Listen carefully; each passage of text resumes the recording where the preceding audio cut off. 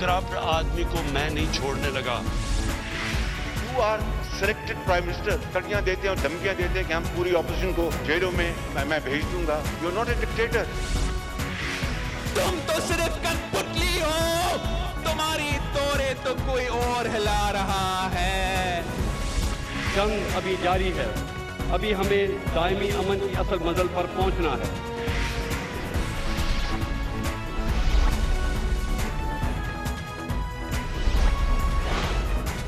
अस्सलाम वालेकुम, मैं हूँ कामरान खान। अच्छी खबर है, उम्मीद की खबर है, सिजदा शुक्र बजा लाने की खबर है। आज जुमे का रोज़ है, मगर किसी सूरत में भी इस खबर को सुनने के बाद मास्क ना उतारिएगा, घर से बाहर बग़ैर मास्क के ना जाइएगा, भीड़ों में ना जाएं, जितना मुमकिन हो घर में रहें, एहतियाती तदाबीर को सख्ती से पकड़े रहें, क्योंकि अब अल्लाह ताला मौका फ़राहम कर रहा है कि हम कोरोना को काबू में ले आएँ। इस सिलसिले में बहुत ही उम्मीद अफ़ज़ा और बहुत ही अच्छे आदाद शुमार मुसलसल आ रहे हैं और सामने आ रहे हैं, और उनका तसलसल अल्हम्दुलिल्लाह जारी है। इसी वजह से पाकिस्तान में पिछले 24 घंटों के दौरान 29 मई के बाद जो बहुत हौसला अफ़ज़ा खबर आई है कि कल यौमिया कोरोना मरीज़ों की जो तशख़ीस हुई है उसकी तादाद 2775 थी, जो कि 28 मई के बाद सबसे कम सतह है, यौमिया सतह। इसके अलावा पिछले 24 घंटों के दौरान जो अमवात हुई हैं कोरोना के ज़रिए वो 59 थी। ये 29 मई के बाद सबसे कम सतह है। गोया कि पिछले एक महीने के दौरान जो नंबर्स हमारे पास आते रहे, कल के नंबर्स जो थे वो उनमें सबसे कम रहे। इससे पहले पिछले 10 रोज़ के दौरान मुसलसल ये कमी का तसलसल हम देख रहे हैं, जो उम्मीद की एक किरण भी है और इस बात की याद दहानी भी है कि हमें किसी भी सूरत में न सिर्फ ये कि लॉकडाउन की खिलाफ वर्जी करनी है, अपने मास्क के बग़ैर बाहर निकलना है और जो फासले रखने हैं उसको वायलेट करना है, किसी भी सूरत से इस किस्म का कोई अमल नहीं करना है, क्योंकि अब मौका है, सुनहरा मौका है कि हम इसको सख्ती से इस पर अमल कर लें और कोरोना को हम पूरी सूरत में, हम इसी सूरत में काबू में ला सकते हैं। ये अल्लाह ताला हमें मौका दे रहा है और आदत शुमार इसका इशारा कर रहे हैं, मगर अगर हमने इसकी कदर ना की तो बहुत बड़ा नुकसान हो जाएगा। आदाद शुमार बहरहाल ये दिखा रहे हैं कि अल्लाह ताला पाकिस्तानियों की मदद कर रहे हैं। पाकिस्तान में पिछले 24 घंटों में 21,000 टेस्ट में 2,775 केसेस सामने आए, जो पिछले महीने 29 मई से अब तक एक दिन में सामने आने वाले केसेस की सबसे कम तादाद है। 28 मई को 2,429 केसेस सामने आए थे। पिछले 24 घंटे अमवात की तादाद के हिसाब से भी बेहतर रहे, जिसमें 59 मरीजों का इंतकाल हुआ, जो 29 मई के बाद से एक दिन में रिपोर्ट होने वाली अमवात की कम तरीन तादाद है, जब एक दिन में 57 अमवात रिपोर्ट हुई थी। इस हफ्ते के डेटा पर नज़र डालें तो पिछले 6 रोज़ में औसतन रोज़ाना 2,538 टेस्ट किए गए। केसेस की औसत तादाद 3,188 रही। इस हिसाब से इन्फेक्शन रेट 12.73% रहा, जबकि मजमूई तौर पर इस वक्त पाकिस्तान में इन्फेक्शन रेट 16% है।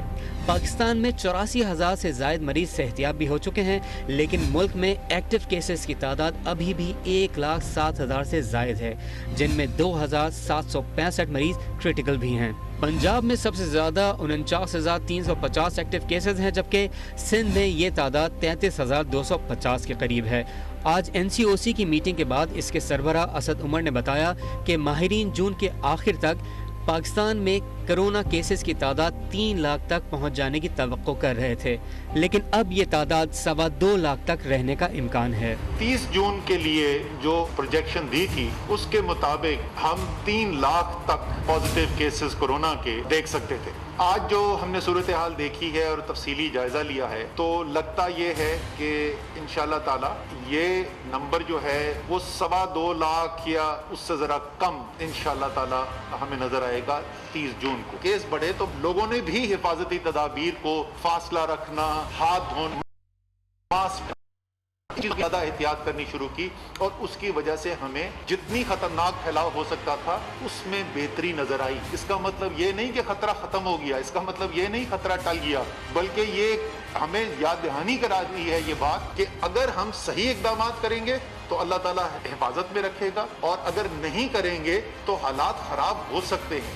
اس موضوع میں بات کرتے ہیں. ایک بار پھر ہمیں جوائن کر رہے ہیں جناب ڈاکٹر ظفر مرزا, وزیر اعظم کے معاون خصوصی برائے ہیلتھ. ڈاکٹر صاحب بہت بہت شکریہ, آپ نے ہمیں جوائن کیا ہے. یقیناً آپ یہی عوام سے کہنا چاہیں گے کہ کسی بھی صورت میں احتیاط کا دامن نہ چھوڑیں, نہ ماسک چھوڑیں, نہ بھیڑ میں جائیں, نہ گھر سے بلا ضرورت نکلیں, اپنے ہاتھ کو سینیٹائز کرتے رہیں. مگر اس سب کے باوجود لگ یہ رہا ہے کہ اللہ تعالیٰ کا کرم ہوا ہے, کیونکہ یہ پچھلے 10 دن کے جو عدد و شمار ہیں یہ ان توقعات کے, ان ماڈلنگ کے, ان نمبرز کے جس کا کہ خدشے کا اظہار کر رہا تھا ہمارا NCOC, اس کے برعکس یہ کافی حد تک ہمارے قابو میں ہیں معاملات. جی بہت شکریہ کامران خان صاحب. آپ نے جس طرح آج پروگرام کا آغاز کیا اس سے بہتر میرا خیال ہے اس سے بات نہیں کی جا سکتی کہ یقیناً ایک طرف امید کی کرن ہے اور دوسری طرف قطعاً اس چیز کی گنجائش نہیں ہے کہ ہم اس کو یوں سمجھ لیں کہ بس ساری چیزیں ٹھیک ہو گئی ہیں اور چیزیں نارمل ہو گئی ہیں اور اب ہم جو سوشل ڈسٹینسنگ یا ماسک یا SOPs یا اسمارٹ لاک ڈاؤن, ایکچولی ضرورت اس چیز کی ہے کہ اس کو پہلے سے زیادہ کیا جائے تاکہ یہ ٹرینڈ جاری رہ سکے. دیکھیں جو آج اسد عمر صاحب نے کی ہے پریس بریفنگ, اس میں انہوں نے بہت اچھے طریقے سے بتایا کہ ہماری جو اپنی پریڈکشنز تھیں, اپنی سے مراد یہ کہ ہمارے جو 3-4 گروپس اس پہ کام کرتے ہیں ان کی پریڈکشنز ایک دو گروپس کی تو 3 لاکھ سے بھی زیادہ تھیں, اور باہر کی کچھ ایجنسیز جو اپنے طور پہ یہ پریڈکشنز کر رہی ہیں ان کی بھی 3 لاکھ سے بھی زیادہ. لیکن یقیناً اب آج ہم نے بڑے غور سے ڈیٹا کو دیکھا ہے اور ہمارا یہ خیال ہے کہ یہ 2.25 لاکھ یا میں بھی کسی حد تک اس سے بھی کم ہو سکتی ہیں. تو یقیناً کچھ عوامل کار فرما ہیں. ہم نے اس سلسلے میں صرف نمبرز کی حد تک نہیں بلکہ کوشش کی ہے کہ آن گراؤنڈ بھی ریالٹی کو چیک کریں. ہم نے تمام بڑے ہسپتالوں میں بھی رابطے کر کے تمام صوبوں میں جاننے کی کوشش کی اور ہر طرف سے ہمیں اس طرح کا انڈیا ملا ہے کہ پیشنٹ پریشر وہ نہیں, ٹیسٹ لوگ کروانے کے لیے نسبتاً کم آ رہے ہیں. اور ایک اس میں دو چیزوں کا خاص طور پہ ذکر کرنا چاہوں گا, اور وہ یہ ہے کہ ایک تو دیکھیں اب تقریباً 3-3.5 ماہ ہو گئے ہیں ہسپتالوں میں ہمارے فرنٹ لائن ہیلتھ ورکرز کو جو بڑی جانفشانی کے ساتھ بڑے جذبے کے ساتھ مریضوں کو دیکھ رہے ہیں. وہ بھی ایک جو نا پیشنٹ یعنی اچھائی آئی ہے, کیونکہ جب لوگ بار بار پیشنٹس کو دیکھتے ہیں تو ان کی جو مہارت ہے اس میں اضافہ ہوتا ہے. تو پیشنٹ آؤٹ کمز جو ہیں وہ اس چیز کا بھی نتیجہ ہے کہ ہماری جو ہیلتھ ورکرز ہیں ان کی زیادہ بہتر نگہداشت کر رہے ہیں. پھر کچھ میڈیسنز بھی آئیں. ابھی ہمیں ڈاکٹر صاحب یہ فرمائیے گا, اثرات کیا ہیں. ڈاکٹر صاحب یہ فرمائیے گا کہ یہ جو نمبرز میں ٹھہراؤ ہے پچھلے 10 دن سے ہم دیکھ رہے ہیں اور اس میں الحمدللہ سو فار سو گڈ ہے, اتنا بہتر ٹھہراؤ ہے, بلکہ اس میں کل تو اللہ کا بڑا کرم ہوا ہے, کمال صحیح ہو گیا کہ صرف 2775 کیسز آئے 29 مئی کے بعد کے. لیکن کیا اس کا جو آپ جیسے فرما رہے ہیں لاک ڈاؤن وغیرہ, یہ تو سب ابھی ہم نے جو سختی سے انفورس کیا ہے اس کو تو 10-12-14 دن سے زیادہ نہیں ہوئے ہیں. تو کیا ہم کہہ سکتے ہیں کہ جو 10 دن سے یہ تسلسل چل رہا ہے ٹھہراؤ کا, اس کا سارا کریڈٹ ہم اس کو دیں کہ ہم نے 10-12 دن پہلے جو ہے لاک ڈاؤن شروع کیا, یا یہ کہ یہ مجموعی طور پہ ہو سکتا ہے کہ یہ وائرس جو ہے اس کی وہ قوت نہ رہی ہو جو ابتدا میں تھی, اور کیونکہ ہم یہ نہیں کہہ سکتے کہ ہمارے لوگوں نے احتیاط بہت زیادہ کی ہے. دیکھیں جس طرح میں نے شروع میں عرض کیا کہ کسی ایک فیکٹر کے اوپر انگلی نہیں رکھی جا سکتی کہ یہ وجہ ہے. جو ابھی آپ نے فرمایا, میرا ذاتی طور پہ یہ خیال ہے کہ یہ بہت بڑی وجہ نہیں ہے. ابھی اسمارٹ لاک ڈاؤن کا ایفیکٹ آنے والے دنوں میں مزید سامنے آئے گا. It is too early to say کہ اسمارٹ لاک ڈاؤن کی وجہ سے یہ سارے کمیاں جو دیکھ رہے ہیں ہم اس وجہ سے ہوئی ہیں. لیکن آج ہم نے ایک جو اور بڑی امپورٹنٹ چیز دیکھی جی, وہ ہم نے ایفیکٹ دیکھا کہ جو ویدر کا ایفیکٹ ہے ہمارے آؤٹ بریک کے اوپر, اور اس میں خاص طور پہ جو جسے ہم ہیٹ انڈیکس کہتے ہیں, جس کا ایک حصہ ہوتا ہے ٹیمپریچر انکریز اور ایک حصہ ہوتا ہے ہیومیڈیٹی. اور خاص طور پہ جو ہوا میں نمی کا تناسب جسے ہم کہتے ہیں ہیومیڈیٹی، اس کا بھی کافی مثبت اثر ہے کیسز کے اوپر. اور شاید یہ ہم کچھ مزید دیکھیں جیسے مانسون. ڈاکٹر صاحب یہ بھی کہہ رہے ہیں لوگ کہ اصل میں یہ تو آپ نے اس کی ایک اور وجہ بتائی، مگر یہ بھی کہہ رہے ہیں کہ اس قدر شدید گرمی ہے کہ لوگ مجبور ہیں کہ وہ باہر نہ نکلیں، اندر ہی رہیں، اور زیادہ باہر نہیں نکل رہے، ایکسپوز نہیں کر رہے. تو شاید موسم فیکٹر ہے، مگر اس کا ایک فیکٹر یہ بھی ہے کہ اتنی شدید گرمی کی وجہ سے لوگ باہر نکلنے سے احتراز کر رہے ہیں. یقیناً یہ بھی ہو سکتا ہے، جب بعض علاقوں میں تو پاکستان کی بہت زیادہ گرمی ہے، اور یہ بھی یقیناً ایک وجہ ہو سکتی ہے. اور جیسے آج اسد صاحب فرما رہے تھے اور انہوں نے بڑا اچھا کہا کہ یقیناً جب ہم نے یہ اسٹیٹسٹکس دیے تھے نا جی کامران خان صاحب کچھ ہفتے پہلے، 2 ہفتے پہلے تقریباً، جب ہم نے کہا تھا کہ جولائی کے آخر میں کیسز کی تعداد 10 سے 12 لاکھ بھی ہو سکتی ہے، میرا یہ خیال ہے، میرا ذاتی مشاہدہ یہ ہے کہ اس کا بھی ایک بڑا اسٹرانگ میسج گیا. اور ہم نے یہ دیکھا کہ لوگوں نے ماسک زیادہ پہننا شروع کیا اس کے بعد، اور کچھ ایس او پیز کے نفاذ میں بھی بہتری آئی. تو میرا خیال ہے کہ اس کا کریڈٹ لوگوں کو بھی دینا چاہیے کہ جنہوں نے، میرا خیال ہے کہ ڈاکٹر صاحب یہ فرمائیے گا کہ کوئی ڈیٹا ہے جو ابھی، کیونکہ پچھلے دنوں میں ہم نے دیکھا، ایک تو آپ نے خود عرض کیا، یقیناً بالکل درست بات ہے کہ اب ہمارا جو فرنٹ لائن میڈیکل ورکرز ہیں، ہماری جو فیسلٹیز ہیں، دے آر بیٹر ایکوپڈ، ان کا زیادہ بہتر ایکسپیرینس ہے، وہ زیادہ طریقے سے اس کو بہتر طریقے سے ڈیل کر رہے ہیں. شاید گھروں میں مریض اور ان کے خاندان والے بھی اس کو سمجھ رہے ہیں. اس کے ساتھ ہی ہم نے دیکھا کہ کچھ ادویات بھی آئیں جو کہ اس میں کارگر ثابت ہو رہی ہیں. انیشیلی بھی کلوروکوئن وغیرہ کی شروع میں بات آئی تھی، اور اس کے بعد اب یہ جو ڈیکسا میتھازون جو اسٹیرائڈ کی بات سامنے آئی، جو عالمی سطح پر جس کی تصدیق ہوئی ہے، کیا ہم نے کوئی ڈیٹا جمع کیا کہ یہ کچھ کارگر ثابت ہو رہی ہے اموات کو کسی حد تک ٹھہراؤ میں لانے کے لیے؟ کچھ ہمارا کیا فیڈ بیک ہے ہاسپٹلز سے؟ جی دیکھیں، 2 چیزیں ہیں کہ ایک تو یہ کہ ان دوائیوں کو ہم نے اپنی کلینکل گائیڈ لائنز میں شامل ہی اس لیے کیا کہ ان کے بارے میں کچھ ڈیٹا بین الاقوامی سطح پہ موجود تھا جو ہمیں اس بات کے اوپر کنونس کیا جس نے کہ ان کو استعمال کیا جانا چاہیے.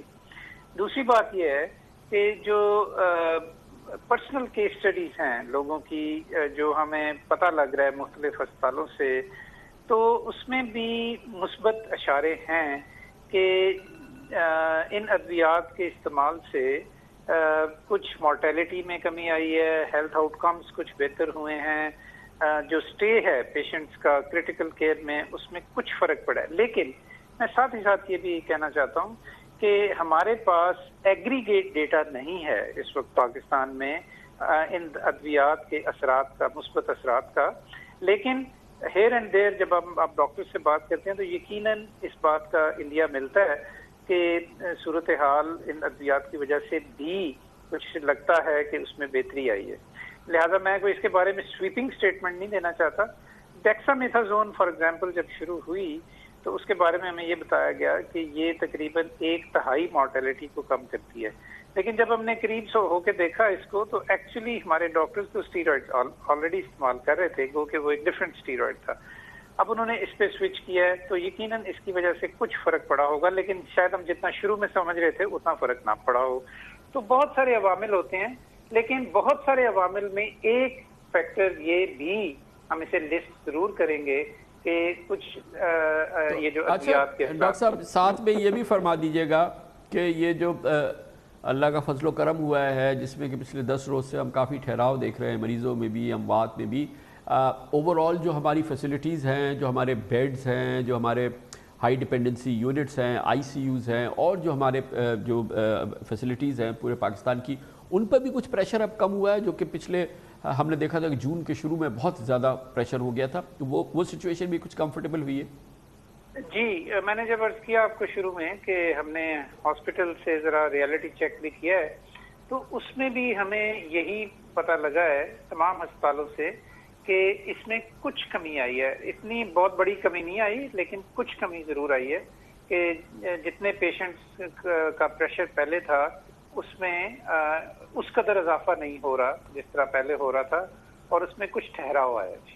ڈاکٹر صاحب اس حوالے سے ایک بہت اہم بات یہ ہے کہ بقرعید آنے والی ہے اور اب دیکھنا یہ ہے کہ حکومت ان غلطیوں کو نہ دہرائے جو اس نے عید کے موقع پہ کی تھی اور عوام بھی ان غلطیوں کو نہ دہرائے جو انہوں نے رمضان کے آخری دنوں میں عید کے موقع پر کی تھی، مگر ہمیں خبریں مل رہی ہیں کہ حکومت کا فیصلہ ہے کہ مویشی منڈیاں عام کہا ہے کہ کراچی میں ایشیا کی سب سے بڑی مویشی منڈی لگنے جا رہی ہے، یہ کوئی بہت بڑا رسک ہم نہیں لے رہے اور کیا اس سلسلے میں واقعی سوچ سمجھ کے فیصلہ کیا گیا ہے؟ جی اس کے اوپر آج بھی بڑی لمبی ایک ڈسکشن ہوئی ہے، آنے والے دنوں میں اس کی تفصیلات آپ کے سامنے لائیں گے، لیکن یقیناً اجتماعی طور پہ ہمیں اس کی اسٹاک ٹیکنگ کی ضرورت ہے کہ جو پچھلی عید میں ہوا وہ ہم غلطیاں نہ دہرائیں، اور جو بقر عید کے حوالے سے خصوصی طور پہ اقدامات کرنے کی ضرورت ہے ان کی ابھی سے تیاری کرے، تاکہ یہ نہ ہو کہ ایک طرف تو قدرت ہمارا ایسے لگتا ہے کہ ساتھ دے رہی ہے، دوسری طرف ہم خود اس کو اس میں اپنے رول کی وجہ سے کوئی خرابی پیدا کر لیں۔ یہ بہت ضروری ہے آخر میں لوگوں کو یہ یاد کرانا کہ اب ہم جیسے ہماری پچھلی عید گزری، اب ایک اور عید آنے والی ہے 31 جولائی کو، تو یہ بہت ضروری ہے کہ ہم پچھلے تجربے کو سامنے رکھتے ہوئے وہ غلطیاں نہ دہرائیں جو اب آنے والی عید کے موقع پہ بہت زیادہ احتیاط کی ضرورت ہے۔ یقیناً بہت بہت شکریہ ڈاکٹر ظفر مرزا، وزیر اعظم کے معاملے خصوصی برائے ہیلتھ ہمارے ساتھ تھے۔ کمرشل بریک، اس کے بعد ذکر کریں گے سپریم کورٹ آف پاکستان نے آج تحریری حکم نامہ جاری کر دیا ہے، تعلق ہے حکومت سندھ کا فیصلہ کہ کراچی کے لیے کوئی ترقیاتی بجٹ نہیں رکھا جائے گا، نالوں کی صفائی تک کے لیے پیسے نہیں رکھے جائیں گے، لیکن 4 ارب روپے کی نئی نویلی لگژری ڈبل کیبن وغیرہ لینڈ کروزر وغیرہ خریدی جائیں گی۔ سپریم کورٹ آف پاکستان نے کہا کہ اس پر عدالت کی پابندی رہے گی اور بہت ہی حیرت کا اظہار بھی کیا ہے دوسرے معاملات پہ، اس کی تفصیل سے ذکر کرتے ہیں چھوٹے سے وقفے کے بعد۔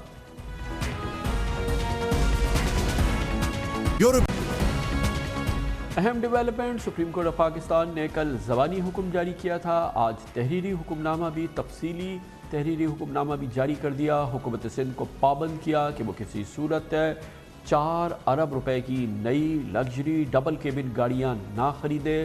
انہوں نے کہا کہ وہ صوبہ جو کراچی جیسے شہر کے لیے، جو کہ اس کا ظاہر ہے کہ سب سے امپورٹنٹ شہر ہے اور یقینی طور پہ جیسے کہ اس پروگرام میں آپ کو بتا چکے ہیں صوبہ سندھ کے خزانے میں 95% کنٹریبیوٹ کرتا ہے، اس کے لیے ایک بھی ترقیاتی منصوبہ نہ رکھا جائے، اس شہر کے لیے نالوں کی صفائی کے لیے کہا جائے کہ پیسے نہیں ہیں، حیدرآباد کے شہر میں خاکروبوں کو ادائیگی کے لیے تنخواہیں ادائیگی کے پیسے نہ ہوں، اس کے باوجود وہی حکومت فیصلہ کرے کہ وہ 4 ارب روپے کی نئی گاڑیاں خریدے گی، یہ صحیح بات نہیں ہے۔ اور آج سپریم کورٹ آف پاکستان کا تفصیلی اس سلسلے میں فیصلہ جاری بھی ہو گیا ہے۔ وزیر اعلیٰ سندھ سید مراد علی شاہ نے آج اس کا برا بنایا ہے اور اس پر تنقید کی ہے۔ سندھ اسمبلی کے فلور پہ سپریم کورٹ آف پاکستان کے اس فیصلے کو تنقید کا نشانہ بنایا، مگر دلچسپ بات یہ ہے کہ اس حوالے سے جو حقائق سامنے آئے ہیں، جو ہماری اس خبر میں بھی آئے، سپریم کورٹ آف پاکستان کے تفصیلی آج حکم میں بھی جاری ہوئے ہیں، اس کے بارے میں حکومت سندھ دراصل کیا کرنے جا رہی ہے، خود وزیر اعلیٰ اس بارے میں شیور نہیں تھے، ان کو نہیں پتہ تھا، یا ان کو شاید وہ بالکل اس بات کو پہ کمٹ نہیں کرنا چاہ رہے تھے کہ کس انداز کی کون سی گاڑیاں خریدی جا رہی ہیں۔ اور انہوں نے کہا ہم تو ڈبل کیبن گاڑیاں خرید رہے ہیں، 1800 سی سی گاڑیاں تو دراصل ججز خریدتے ہیں، گویا کہ ڈبل کیبن گاڑیاں تو بیچارے غریب لوگ اور بہت ہی نچلے طبقے کے ملازمین کے لیے ہم خرید رہے ہیں، ورنہ تو 1800 سی سی گاڑیاں ہوتی ہیں جو ججز استعمال کرتے ہیں۔ سپریم کورٹ کو جواب دے دیں گے، لیکن یہ اس طریقے کی غیر ذمہ دارانہ بیان لے کے دیکھے بغیر دیکھے ہوئے کہ لگژری گاڑیاں لے رہے ہیں، میرے خیال میں مجھے چیک کرنا پڑے گا، میرے خیال میں ایک بھی زیادہ سے زیادہ ہے تو کوئی ڈبل کیبن ہوں گی میرے خیال میں ڈبل کیبن سے زیادہ ہے تو کوئی ڈبل کیبن میرے خیال میں وہ چیک کر لیں گے۔ ہاں 1800 سی سی کی گاڑیاں وہ ہم نہیں رکھتے، 1800 سی سی کی گاڑیاں وہ ہم نہیں رکھتے، 1800 سی سی گاڑیاں ججز کی ہوتی ہیں وہ ہیں اس میں، 1800 سی سی گاڑیاں ججز کی ہوتی ہیں وہ ہیں اس میں۔ انتہائی تعجب کی بات ہے کہ سپریم کورٹ آف پاکستان کے فیصلے پر اپنے رد عمل کا اظہار کرنے سے پہلے وزیر اعلیٰ مراد علی شاہ نے چیک نہیں کیا کہ وہ کیا خرید رہے ہیں۔ ان کا خیال تھا کہ شاید ہم ڈبل کیبن خرید رہے ہیں، مگر انہوں نے کہا میں نے چیک نہیں کیا ہے، اور کہا کہ یہ 1800 سی سی گاڑیاں تو یہ دراصل ججز خریدتے ہیں۔ مگر دلچسپ بات یہ ہے کہ کل اس پروگرام میں ہم نے حکومت سندھ کا بہت ہی تفصیلی موقف نشر کیا تھا، وزیر تعلیم سعید غنی نے ہمیں جوائن کیا تھا، اور جب ہم نے ان سے اس مسئلے پہ بات کی تھی تو آج وزیر اعلیٰ کے برعکس ان کا کہنا یہ تھا کہ کوئی گاڑیاں نہیں خریدی جا رہی، یہ تو صرف ایک رقم مختص کی گئی ہے اور اس کا یہ مطلب نہیں ہے کہ گاڑی خریدی بھی جائے گی. انہوں نے کہا کہ وزیر اعلیٰ نے ان سے کہا کہ کوئی گاڑیاں واڑیاں نہیں خریدی جائیں گی. چیف منسٹر صاحب نے پچھلے سال بھی گاڑیوں کی خریداری پر بین لگایا ہوا تھا. ہر سال بجٹ کے اندر گاڑیوں کے لیے پیسے رکھے جاتے ہیں، لیکن اس میں جو میجر پورشن ہوتا ہے، بہت بڑا میجر پورشن جو ہوتا ہے وہ پولیس ڈپارٹمنٹ کو جاتا ہے. ان کی آپریشنل پرپز کے لیے جو وہیکلز جن کی ضرورت ان کو ہوتی ہے وہ اس کی خریدتے ہیں. اور رواں مالی سال میں پولیس نے وہ گاڑیاں نہیں خریدی. چیف منسٹر صاحب سے میری بات ہوئی آج دوپہر میں اور انہوں نے یہ کہا ہے کہ وہ ایک بھی نئی گاڑی اس سال بھی نہیں خریدیں گے جب تک کووڈ کا ایشو ریزالو نہیں ہو جاتا. کووڈ کے کرائسس میں سندھ حکومت کوئی نئی گاڑی نہیں لے گی. بجٹ کے اندر پروویژنز ہوتے ہیں، ہر سال ہوتے ہیں، لیکن ہر سال 100% رقم خرچ نہیں ہوتی ہے. کچھ خرچ ہو جاتے ہیں، کچھ نہیں ہوتے ہیں. آج بھی آپ نے تفصیل سے سن لیا جناب سعید غنی اس سلسلے میں کیا موقف دے رہے ہیں. وزیر اعلیٰ مراد علی شاہ کہتے ہیں کہ شاید ہم کچھ ڈبل کیبن خریدنے جا رہے ہیں اور انہوں نے کنفرم نہیں کیا کہ کیا خریدنے جا رہے ہیں. دلچسپ صورتحال ہے، مگر سپریم کورٹ آف پاکستان کا بہت ہی امپورٹنٹ، بہت ہی سیریس تحریری حکم ہے جو جاری کیا گیا ہے اور حکومت سندھ جس انداز سے خرچے کر رہی ہے، جس انداز سے وہ پاکستان کے سب سے بڑے شہر کو، انڈسٹریل کیپٹل کو اور اپنے خزانے میں 95% کنٹریبیوٹ کرنے والے کراچی کو ٹریٹ کر رہی ہے بغیر ایک بھی ترقیاتی منصوبہ اس کے لیے رکھے بغیر، یقیناً سپریم کورٹ آف پاکستان کو اس پہ حیرت بھی ہے اور اس کی برہمی بھی آیا ہے. آج کے اس تحریری حکم نامے میں اس کا احاطہ کرتے ہیں. چیف جسٹس آف پاکستان جناب جسٹس گلزار احمد کی سربراہی میں قائم سپریم کورٹ کی 5 رکنی بینچ نے کل کرونا وائرس اسقط نوٹس کیس کی ہونے والی سماعت کا تحریری آرڈر جاری کر دیا. سپریم کورٹ آف پاکستان نے حکومت سندھ کو 4 ارب روپے کی نئی لگژری گاڑیاں خریدنے سے روک دیا ہے. آرڈر کے مطابق حکومت سندھ نے آئندہ مالی سال میں کراچی شہر کے لیے کوئی نیا ترقیاتی منصوبہ نہیں رکھا، لیکن صوبائی حکومت کے ملازمین کی نئی گاڑیوں کی خریداری کے لیے 4 ارب روپوں کی رقم مختص کر دی. حکومت سندھ کے ان افسران کے پاس پہلے ہی بڑے پیمانے پر سرکاری اور بیرونی امداد سے چلنے والی منصوبوں کی گاڑیاں موجود ہیں. عدالت نے فیصلے میں لکھا کہ یہ بات بھی نوٹس میں آئی ہے کہ سندھ حکومت نے غیر ترقیاتی بجٹ میں بھی 100 ارب روپے کا اضافہ کر دیا ہے. عدالتی فیصلے میں کہا گیا ہے کہ میڈیا میں یہ خبریں بھی آ رہی ہیں کہ کراچی کے نکاسی آب والے بڑے گجر نالے کی صفائی اب تک نہیں ہو سکی، جبکہ مونسون کی آمد ہے. اس نالے کی صفائی نہ ہونے سے شہر کا یہ علاقہ سیلاب سے متاثر ہونے کا خطرہ بڑھ گیا ہے. کراچی کی شہری حکومت فنڈز کی کمی کا شکار ہے. اس کے لیے فنڈز کا بندوبست کرنا حکومت سندھ کی ذمہ داری بنتی ہے. کراچی کے شہری پینے کے پانی اور بجلی کی شدید قلت کا بھی شکار ہیں. شدید گرمی میں یہاں کے شہری روزانہ 18 گھنٹے لوڈ شیڈنگ جھیل رہے ہیں. سندھ کے باسیوں کو بنیادی سہولیات اور حقوق سے محروم کر دیا گیا ہے. ان حالات میں افسران کے لیے 4 ارب روپے کی گاڑیوں کی خریداری کا جواز نہیں بنتا. اس لیے مقدمے کی آئندہ سماعت تک حکومت سندھ کو مقامی اور امپورٹڈ گاڑیوں کی خریداری سے روکا جا رہا ہے. Commercial break. اس دوران آپ نیوز ہیڈ لائن دیکھیں، جس کے بعد ہم اپنے پروگرام کے باقی حصے کے ساتھ واپس آتے ہیں.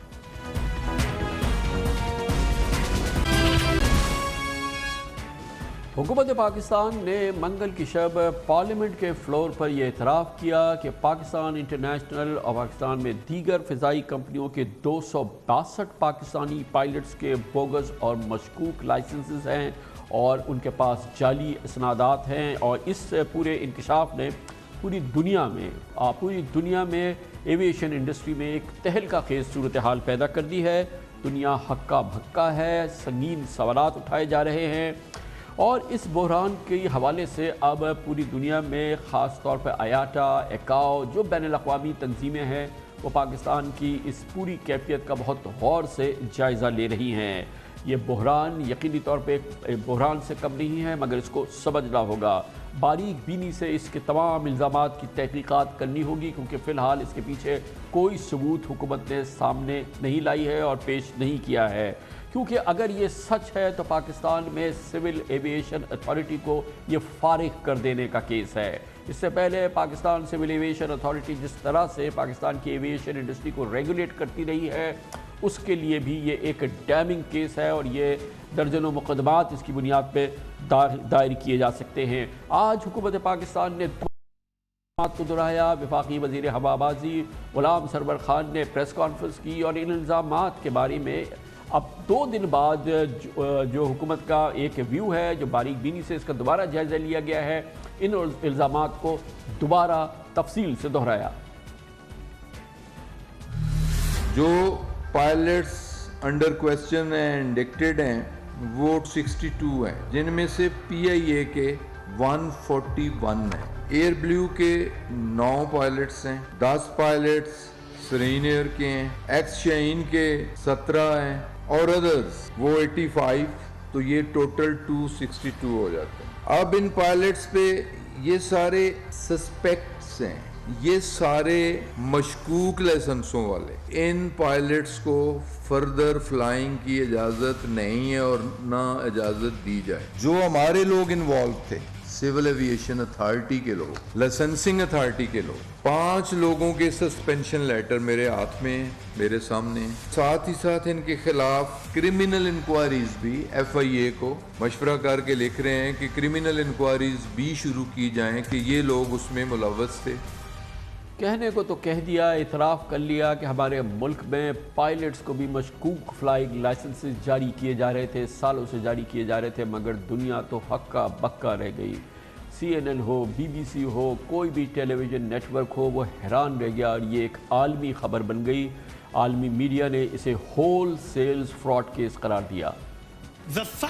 ایک بار پھر پاکستان نے موقع دیا منفی پروپیگنڈا کا، منفی خبروں کا، نہ صرف یہ کہ ٹیلی ویژن چینلز پر دنیا کے نامی گرامی چوٹی کے اخبارات نے سرخیاں لگائیں، چاہے وہ نیو یارک ٹائمز ہو، چاہے وال اسٹریٹ جرنل ہو، چاہے گارڈین ہو، اور دنیا کے دوسرے بڑے اخبارات میں، دنیا کے عالمی میڈیا میں حیرت بھی ہے، اور پاکستان کو اس حوالے سے بہت ہی منفی صورتحال کا سامنے بھی ہے، اور یقیناً اس کے اثرات پاکستان کی ایویشن انڈسٹری پہ، پاکستان کے ایئر لائنز پہ ہوں گے ہی ہوں گے۔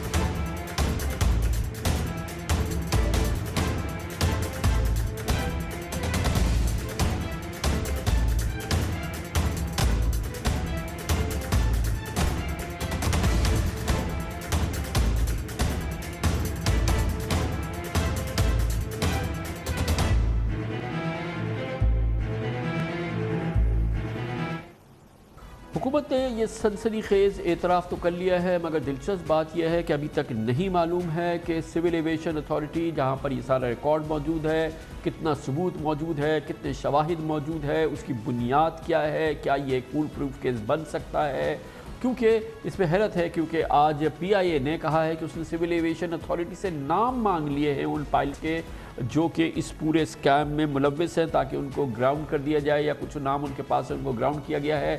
یقیناً اس میں بہت شدید ابہام موجود ہے کہ اگر پی آئی اے کے پاس پورا معلومات نہیں ہے، پورا ثبوت نہیں ہے، تو آخر حکومت نے یہ کیسا اعتراف کیا ہے، اور جس نے کہ عالمی ایویشن انڈسٹری میں ایک تہلکہ مچا دیا ہے۔ آیاٹا نے کہا کہ پاکستانی پائلٹس کے لائسنس میں بے ضابطگیاں بہت تشویشناک ہیں اور ایویشن اتھارٹی کی سنگین غلطیوں کی نشاندہی کرتی ہیں۔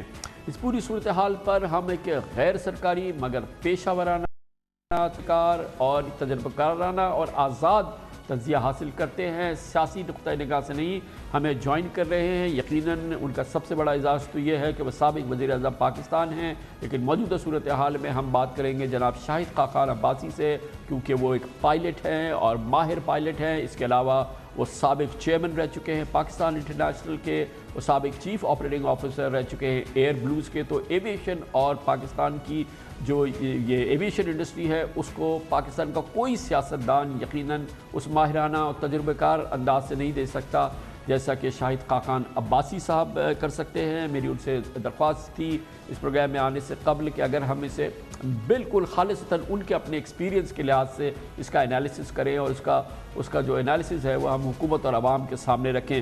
بہت بہت شکریہ بھائی صاحب، آپ نے ہمیں جوائن کیا ہے۔ اب آپ فرمائیے گا کہ یقیناً اس میں جگ ہنسائی تو ہو رہی ہے پاکستان کی، یہ ہے کہ اور بالکل ہم شیور نہیں ہیں، کیونکہ پی آئی اے نے کہا کہ ہمیں آپ تفصیلات دیجئے پائلٹس کی۔ ابھی آج تھوڑی دیر پہلے مجھے یہ لگ نہیں رہا ہے کہ ہمارے پاس مکمل ثبوت ہے کہ کون سے پائلٹ کے پاس کون سا مشکوک ہے، کیوں اس کے پاس یہ مشکوک ہے یا بوگس ہے، یا اس کا ثبوت کیا ہے اور اس کی کیا تفصیلات ہیں۔ مجھے کچھ لگ رہا ہے کہ یہ اس میں ایمبیگوٹی ہے۔ کیا آپ کے لیے یہ خبر تعجب کا باعث تھی جب یہ سامنے آئی؟ نہیں، یہ بڑی حیران کن خبر ہے، یقین کریں۔ میں جیسے آپ نے کہا، میں یہاں کوئی سیاسی بات کرنے نہیں آیا، کیونکہ یہ تو پورے ملک کا مسئلہ ہے۔ جو پاکستان کے ساتھ کل سے ہو رہا ہے پوری دنیا میں، وہ معمولی بات نہیں ہے، ایک جگ ہنسائی ہے، ایک پوری دنیا مذاق بنا رہی ہے۔ لیکن اس کے علاوہ بھی آپ کی پوری ایویشن انڈسٹری آج کویسچن میں ہے، اور پاکستان کی وہ ایویشن انڈسٹری ہے جو دنیا میں ایک ریسپیکٹڈ ایویشن انڈسٹری سمجھی جاتی تھی کل تک۔ اب مسئلہ یہ ہے، جو بات سمجھ آئی ہے، کہ 262 پائلٹ ایسے ہیں جن کو حکومت سمجھتی ہے یا سول ایویشن سمجھتا ہے، یہ پتہ نہیں کون سمجھتا ہے ان میں سے، کیونکہ یہ دو مختلف چیزیں ہیں۔ سول ایویشن ریگولیٹر ہے، حکومت جو ہے وہ ملکی ادارہ ہے، وہ ایک ایویشن ڈویژن ہے جو اس کو ہینڈل کرتا ہے، جو اوورسی کرتا ہے ایویشن انڈسٹری کو۔ تو جب آپ 262 پائلٹس کی بات کریں گے، جو ایئر لائن میں پائلٹ فلائی کرتے ہیں ان کے پاس دو قسم کے لائسنس ہوتے ہیں، ایک کمرشل پائلٹس لائسنس اور ایک airline transport pilot licence. جب پائلٹ جوائن کرتا ہے تو وہ کمرشل لائسنس لے کر جوائن کرتا ہے ایئر لائن کو، وہ اس سے پہلے حاصل کر چکا ہوتا ہے، اور وہ پھر فلائی کرتا ہے اس ایئر لائن میں اور پھر ATPL حاصل کرتا ہے۔ تو اگر جو سمجھ آتی ہے بات کہ یہ 262 کے 262 لوگ ATPL کی ہے، تو یہ اور ATPL وہ شخص حاصل کرتا ہے جو کپتان بنتا ہے۔ یعنی آج آپ کے 262 سینئر فلائٹ فرسٹ آفیسرز یا کیپٹنز جو ہیں ان کے لائسنس مشکوک ہیں کہ انہوں نے چیٹنگ کی ہے، یہ الزام لگا ہے۔ اب بات صرف اتنی ہے کہ ٹوٹل پائلٹ آپ کے 860 ہیں، اگر آپ ان میں سے کپتان لیں گے تو آدھے کپتان ہوں گے، تو 400 کے لگ بھگ کپتان ہیں۔ اگر ان میں سے 262 مشکوک ہیں اور ان میں سے تقریباً 100 سے زیادہ دوسرے ممالک میں فلائی کر رہے ہیں، پھر تو آپ کا پورا نظام جو ایویشن کا ہے، جو لائسنسنگ ہے، جو بنیادی بات ہوتی ہے ایویشن میں، یہ ایویشن سیفٹی کے بارے میں ہے، تو آج وہ ساری مشکوک ہو گئی ہے۔ اب بات بڑی سمپل ہے۔ بھائی صاحب، ایک عام پاکستانی سر یہ پوچھ رہا ہے کہ آخر اگر یہ لوگ نااہل تھے یا یہ کہ یہ جعلی لائسنسز پہ جہاز اڑا رہے تھے، یقیناً حادثات تو ہوئے ہیں پاکستان میں، اور ظاہر ہے کہ ہمیں نہیں پتہ کہ جو حالیہ حادثہ جس کو سارا ایون پائلٹس بھی کہہ رہے ہیں کہ وہ بہت ہی الیویبل اس میں مسٹیکس ہوئی ہیں، لیکن اس کے باوجود یہ جو ہمارے پائلٹس ہیں پوری دنیا میں جہاز اڑا رہے ہیں، پاکستان میں بھی اڑا رہے ہیں، تو ایک عام پاکستانی پوچھ رہا ہے کہ ہمیں سمجھائیے کہ کیسے اگر ان کو جہاز نہیں اڑانا آتا تھا، یا یہ کہ یہ جعلی لائسنسز پہ جہاز ان کو فلائنگ لائسنسز مل گئے تھے، تو یہ کیسے ان کو سمجھائیں؟ آپ کو کیا سمجھ میں آ رہا ہے کہ یہ ہے کیا؟ میں یہ سمجھ رہا ہوں کہ آپ نے جیسے فرمایا کہ کمرشل پائلٹ تو اس کا ہونا ضروری ہے، تو اس میں شاید اس کی اسناد وغیرہ کا یا اس کا اور کوئی تحریری امتحان نہیں ہوتا، جو اس کی پائلٹ سکلز ہیں وہ تو اسٹیبلش ہو جاتی ہے، پھر جب وہ ایئر لائن میں آتے ہیں تو پھر ان کا دوسرا امتحان ہوتا ہے۔ ذرا سا سمجھائیے اس کو، کیا مسئلہ ہے یہ؟ دیکھیں، جو پائلٹ ہیں وہ تو کوالیفائڈ ہوتے ہیں۔ اب جیسے ATPL، میں نے کہا کہ یہ مجھے جو بات سمجھ آتی ہے یہ ATPL ایگزام کی ہو سکتی ہے، کیونکہ اگر کمرشل پائلٹ لائسنس تو بہت پہلے ان افراد نے لیا ہوگا۔ ATPL کا مسئلہ اگر ہے تو ATPL کے جہاں تک مجھے یاد ہے 8 پرچے ہوتے ہیں، تو یہ سارے پرچے کمپیوٹرائزڈ ہوتے ہیں، یہ کوئی ہاتھ سے چیک نہیں ہوتے، یہ کوئی ہاتھ سے نہیں لکھے جاتے، یہ آپ کو سول ایویشن کے دفتر میں جانا پڑتا ہے اور وہاں پر بیٹھ کر آپ یہ ایک ٹائم دیا جاتا ہے، اس میں آپ مکمل کرتے ہیں اور گھر آ جاتے ہیں۔ تو اگر کوئی چیٹنگ ہوئی ہے تو یہ سول ایویشن کی وجہ سے ہوئی ہے، جو ڈیفینیٹلی مجھے تو ایک IT کا مسئلہ نظر آتا ہے کہ IT کا جو کوڈ تھا، جو کچھ تھا، اس کو توڑا گیا، کرپشن ہوئی یا نہیں ہوئی، اللہ بہتر جانتا ہے، لیکن وہ پرچوں میں کہا جا رہا ہے بھائی صاحب کہ دراصل یہ جو سول ایویشن کا نظام جو کہ پائلٹ پہ نگاہ رکھتا ہے، پائلٹس پہ نگاہ رکھتا ہے، اس میں خود پائلٹس اپنے ہی نمائندے بھیج دیتے ہیں. مثال کے طور پہ یہ جو 6 ماہی ان کا اسیسمنٹ ہوتا ہے، ری اسیسمنٹ ہوتا ہے، جو ان کے لیے ضروری ہے، مینڈیٹری ہے کہ وہ سیولیشن میں کرائیں، تو وہ جو ان کا انویجیلیٹر ہوتا ہے وہ خود ان کا پرانا پائلٹ ساتھی ہوتا ہے، اور اس امتحان کے نظام میں بھی وہ ساتھی ہوتے ہیں. یہ بہت ہی پلیوٹڈ نظام ہے جو پاکستان میں چل رہا تھا، اس میں تو کوئی دوسری رائے نہیں ہے. پائلٹس اس پہ حاوی تھے، وہ اس نظام پہ جو کہ ان کو ریگولیٹ کر رہا تھا. نہیں کامران صاحب، وہ مختلف ایشو ہے جس کا آپ نے ذکر کیا ہے.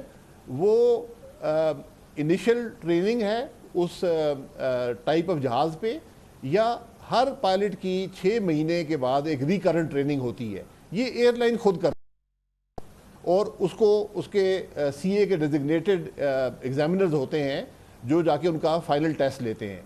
تو وہ ایک علیحدہ مسئلہ ہے. یہ جو مسئلہ سمجھ میں آیا ہے کہ جو ریٹن ایگزام ہوتا ہے ATPL کا اور شاید کمرشل کا بھی، اس کے اندر چیٹنگ ہوئی ہے. میں نے پہلے کہا کمپیوٹرائزڈ نظام ہے، چیٹنگ کیسے ہو سکتی ہے؟ صرف IT کے نظام کو توڑ کر ہو سکتی ہے. یہ سارا نظام CA کا نظام ہے. تو اگر یہ بات اسٹیبلش ہو گئی ہے کہ ان لوگوں نے چیٹنگ کی ہے تو ان کے لائسنس منسوخ ہونے چاہیے، ان کو گراؤنڈ نہیں کرنا چاہیے. اگر آپ یہ اسٹیبلش نہیں کر سکے، ابھی تک انویسٹیگیشن ہی کر رہے ہیں، تو پھر یہ بہت بڑی ناانصافی ہے کہ آپ نے الزام لگا دیا 262 پائلٹس کو، ان کو شاید گراؤنڈ کرنے کی انسٹرکشنز بھی دے دی ہیں. اب وہ پوری دنیا کے سامنے مشکوک ہو گئے. کل اگر وہ یہ ثابت نہیں ہو پاتا کہ انہوں نے چیٹنگ کی ہے، پھر ان کا کیا بنے گا؟ دنیا تو اس کو قبول نہیں کرے گی آپ کی بات کو، ان کو تو نوکری سے نکال دیا جائے گا. تو ہمیں بڑے محتاط طریقے سے اس معاملے کو ہینڈل کرنا چاہیے کہ سب سے پہلے یہ اسٹیبلش کیا جائے کہ واقعی اس بندے نے چیٹنگ کی ہے. اگر چیٹنگ اسٹیبلش ہو جاتی ہے، اس بندے کا لائسنس آپ کینسل کر دیں. تو لیکن کسی کا نام لے کر اس کو بدنام کر کے اس کو جی اب اپنے پورے تجربے کی نچوڑ میں، اور ظاہر ہے کہ انتہائی اہم قومی معاملہ ہے، اس کا اب وے فارورڈ بتائیے. اب جو کچھ چیزیں ہیں وہ سامنے آ چکی ہیں، اب وہ کیا طریقہ ہے جو کہ پاکستانیوں کی بھی تسلی کرائے گا، جو کہ انصاف کی بھی تسلی کرائے گا، اور ایویشن انڈسٹری جو دنیا کی ہے، جو سب سے اہم معاملہ اس میں، اس کو بھی کسی طرح کی سیٹسفیکشن ہم کرائیں اس پورے. اب جو کچھ ہم نے کہنا تھا کرنا تھا وہ تو ہم نے کر دیا، اب اس کا وے فارورڈ کیا ہے؟ دیکھیں، جب اعتماد انڈسٹری کھو بیٹھے اس کو بحال کرنا بڑا مشکل ہوتا ہے. آج دنیا ہم پہ اعتماد کھو بیٹھی ہے بدقسمتی سے، اب اس کو بحال کرنے کی ضرورت ہے. اس کا یہی طریقہ ہے کہ آپ یہ جو ہیں انسان کو بلایا جائے، جہاں بھی کسی بورڈ کے سامنے، CA کے سامنے، جو بھی تفتیشی ادارہ ہے، آپ امیڈیٹلی تفتیش مکمل کریں اور ایکشن لیں. اگر یہ ثابت ہو جاتا ہے کہ انہوں نے چیٹنگ کی ہے، ان کا لائسنس منسوخ کر دیں اور بات ختم ہو جائے گی. اس کرمنل ایکشن بھی آپ لے سکتے ہیں. اگر چیٹنگ ہوئی ہے وہ کرمنل ایکشن ہے. یہ اتنی بات ہے. لیکن ناانصافی یہ ہے کہ اگر آپ نے صرف یہ ابھی آپ کو شک ہے کہ اس نے چیٹنگ کی ہے، اور 262 افراد پہ آپ نے شک کا اظہار کر دیا ہے، اور اب آپ ان کو گراؤنڈ کریں گے، ان کی بےزتی کریں گے، روزگار سے ان کو علیحدہ کریں گے. یہ سب وہ لوگ ہیں جو جہاز اڑا رہے ہیں. میں نے آپ کو پہلے کہا کہ یہ جونیئر لوگ نہیں ہو سکتے، یہ سینئر فرسٹ آفیسرز ہوں گے یا کیپٹنز ہوں گے. تو یہ تو بہت بڑی ناانصافی ہوگی کہ بغیر تفتیش مکمل کیے، بغیر ان کا الزام ثابت کیے، ان کو مجرم، آپ نے مجرم ٹھہرا دیا اور نوکری سے علیحدہ کر دیں گے جو باہر کر رہے ہیں. تو پوری یہ تو ایک بڑا مسئلہ پیدا ہو گیا ہے. اس لیے امیڈیٹلی آپ اس تفتیش یا جو کچھ بھی ہے، جو شک آپ کو ہے، اس کو پورا کر لیں. اگر شک یقین میں تبدیل ہو جاتا ہے تو لائسنس کینسل کر دیں. اتنی بات ہے. اس پہ امیڈیٹلی اس پہ ایکشن کی ضرورت ہے. لیکن ایکشن ناانصافی کی بنیاد پر نہیں کہ جی مجھے شک ہے تم پر. جس طرح ہم نیب میں جاتے ہیں تو نیب کہتے ہیں جی تم تو 400 ارب کھا گئے ہو، تو 5 سال بعد پتہ چلتا ہے جی یہاں تو کوئی کرپشن ہوئی نہیں، کوئی پیسہ کھایا ہی نہیں گیا. لیکن آپ کی تو پوری دنیا میں، پورے ملک میں جگ ہنسائی ہو جاتی ہے، یہ تو 400 ارب کھا گیا ہے. ڈاکٹر عاصم کا کیس آپ کے سامنے ہے، توقیر صادق صاحب کا کیس، بہت سے کیس ایسے موجود ہیں. وہی کام یہاں پر بھی نہ ہو. بھائی صاحب اب یہ ضروری اب ضروری یہ ہے کہ اب ساری چیز کو شفاف رکھا جائے، کیونکہ اب پوری دنیا دیکھ رہی ہے، اکاؤ دیکھ رہا ہے، ایاٹا دیکھ رہا ہے، پوری دنیا کی ایئر لائنز دیکھ رہی ہیں کہ ہم اس چیز کو اب ڈیل کیسے کر رہے ہیں۔ کہنے کو تو ہم نے کہہ دیا کہ 262 جو ہمارے فلائرز ہیں، پائلٹس ہیں، ان کے لائسنسز جو ہیں وہ مشکوک ہیں، لیکن اب وے فارورڈ جو ہے وہ زیادہ امپورٹنٹ ہے نا الزام سے، کہ اب ہم ثابت کریں، دنیا کو بتائیں کہ ہم نے کس بیس پہ یہ بات کی تھی، اور کیونکہ یہ تمام معاملات عدالت میں جائیں گے، پھر وہاں اس کی اصل اسکروٹنی ہوگی، اور یہ بڑی دیر لگے گی اس میں ثابت ہونے میں کہ حکومتی الزامات جو ہیں وہ صحیح ہیں یا غلط ہیں۔ دیکھیں، یہ حکومتی الزامات کی بات نہیں ہے، حکومت نے تو ایک بات بیان کر دی ہے، اب ان کو یہ بیان کرنے کا وقت نہیں تھا جب تک آپ اسٹیبلش نہ کر لیتے کہ ان لوگوں نے واقعی چیٹنگ کی ہے اور جعلی طریقے سے لائسنس حاصل کیا ہے، اس وقت تک آپ کو اس کو میڈیا کے سامنے نہیں لے کے جانا چاہیے تھا، کیونکہ آپ کیا بات میڈیا کے سامنے لے کر گئے ہیں کہ ہمیں شک ہے۔ شک تو پاکستان میں ہر شخص پہ شک کیا جاتا ہے۔ یہ تو ایک بڑا سمپل میٹر ہے کہ ایک سی اے کے ایگزام میں چیٹنگ ہوئی ہے، آپ اس چیٹنگ کو پکڑیں، اس کو جرم کو ثابت کریں اور ان لوگوں کے لائسنس کینسل کر دیں۔ صرف کہہ دینا کہ 262 پہ شک ہے، اور یہ 262 آپ کے ٹوٹل پائلٹ کمیونٹی کا 30% ہیں، اور اگر صرف کیپٹنز ہیں تو یہ اس کا تقریباً 60% سے زیادہ بن جاتے ہیں۔ یہ کوئی معمولی بات نہیں ہے، اور آپ نے پورے اپنے نظام کو آپ نے مشکوک کر دیا۔ جب آپ نظام کو ہی مشکوک کر دیں گے، اگر آپ کے کمپیوٹر ہیک ہو گئے ہیں یا ان کو سسٹم کو توڑ دیا گیا ہے۔ لیکن اس کا بیک گراؤنڈ ہے نا بھائی صاحب، ابھی پھر ایک اور کریش ہوا ہے، اور تمام ماہرین، تمام انفیکٹ پائلٹس کہہ رہے ہیں کہ صاف نظر آ رہا ہے کہ انبلیویبل اس میں غلطیاں پائلٹس سے سرزد ہوئی تھی۔ اس کے بیک گراؤنڈ میں لوگوں کو یہ خیال آتا ہے کہ ہمارے پائلٹس کی اسکل کیا ہے یا ہمارا نظام کیسے چل رہا ہے۔ اس بیک ڈراپ میں پھر یہ انویسٹیگیشن ہوئی، اور شاید پری میچورلی یہ پبلک کے ساتھ شیئر کر لی گئی، مگر بیک گراؤنڈ تو بڑا اسٹرانگ ہے، اتنا بڑا کریش ہو گیا ہے۔ دیکھیں، بالکل کریش ہوا ہے، کریش کی انویسٹیگیشن جاری ہے، ایک پریلیمنری رپورٹ آئی ہے۔ میں ایک بات بڑی آپ کو واضح کرنا چاہتا ہوں کہ جو انویسٹیگیشن رپورٹس ہوتی ہیں یہ کسی کو مورد الزام نہیں ٹھہراتی، یہ حقائق ڈھونڈ کر انالیسس کر کے وہ دنیا کے سامنے رکھتی ہیں۔ یہ رپورٹ پوری دنیا پڑھتی ہے۔ بعد آپ کارروائی کرنی ہے تو کرے گی، یہ سول ایویشن کرے گی۔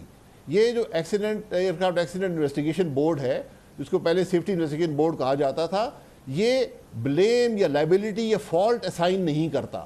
آپ جو پریلیمنری رپورٹ آئی ہے اس کا پیرا 4 پڑھ لیں، جو آئی کیو کی ریکوائرمنٹس ہیں، یہ سیفٹی انویسٹیگیشن ہوتی ہے کہ یہ ایسا ایکسیڈنٹ دنیا میں پھر نہ ہو پائے، ہم اسے سبق حاصل کریں۔ اس کا مورد الزام ٹھہرانا وہ ایئر لائن کا کام ہے یا سول ایویشن کا کام ہے۔ اب ہم نے ان سب معاملے کو مکس کر دیا ہے۔ اس وقت میرے خیال میں سب سے بڑی ضرورت یہ ہے کہ پی آئی اے کا اپنا جو فلائٹ ڈیٹا مینجمنٹ کا سسٹم ہے اس کو وہ ریویو کریں، کہ دیکھیں، کیونکہ ہر فلائٹ جو ہے وہ ریکارڈڈ، اس کا سارا ڈیٹا ریکارڈڈ ہوتا ہے۔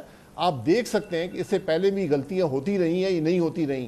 یہ ہر فلائٹ کو ایویشن کے بزنس میں انالائز کیا جاتا ہے، تو یہ ضرورت ہے کہ پی آئی اے انالائز کرے اور دیکھیں کہ ان پائلٹ سے شروع کر لیں جو 2 اس جہاز کے تھے۔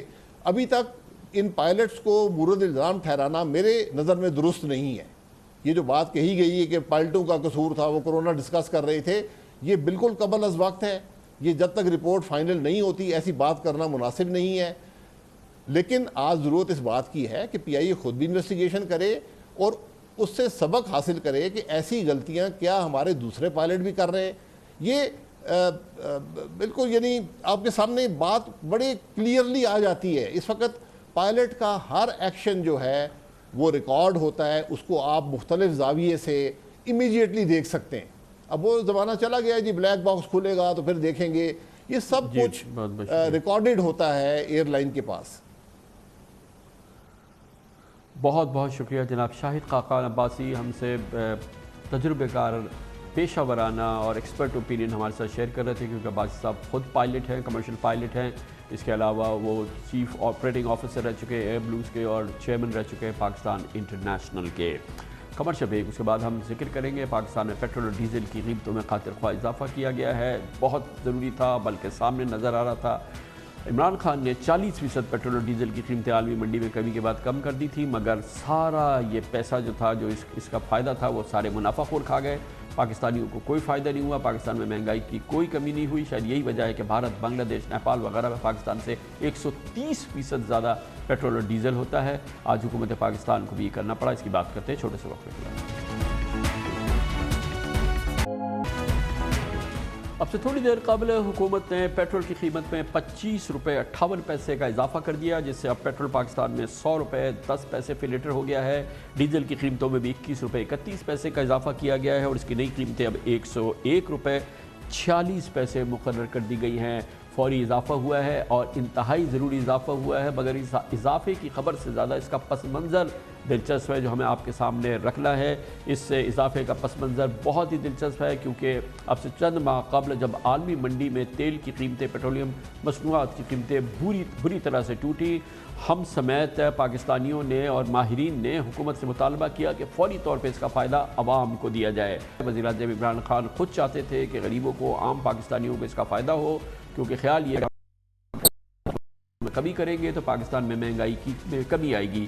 اسی لیے حکومت نے بھی بہت ہی زبردست کمی کا اعلان کیا۔ 36% پیٹرولیم اور ڈیزل مصنوعات کی قیمتیں کم کر دیں اور پیٹرول جو تھا وہ 114 روپے فی لیٹر سے کم ہو کے 74 روپے فی لیٹر تک آ گیا اور ڈیزل 122 روپے سے سستا ہو کے 80 روپے فی لیٹر تک پہنچ گیا، جو یقیناً ایک بہت بڑی کمی تھی اور اس کا نتیجہ یہ نکلنا چاہیے تھا کہ کیونکہ یہ ٹرانسپورٹیشن کاسٹ بہت کم ہو گئی تھی، کاسٹ آف پروڈکشن اس سے کم ہونی تھی، مگر اس کا فائدہ عوام کو پہنچتا، مہنگائی میں کمی آتی اور گڈس ٹرانسپورٹ سستی ہوتی۔ کچھ نہیں ہوا، منافع خور سارا منافع نگل گئے اور اس طرح سے عوام کو جو اس کا فائدہ ہونا تھا، مہنگائی میں، انفلیشن میں کمی آنی تھی، وہ نہیں ہوئی اور اس طرح سے حکومت کا تجربہ ناکام ہوتا نظر آیا۔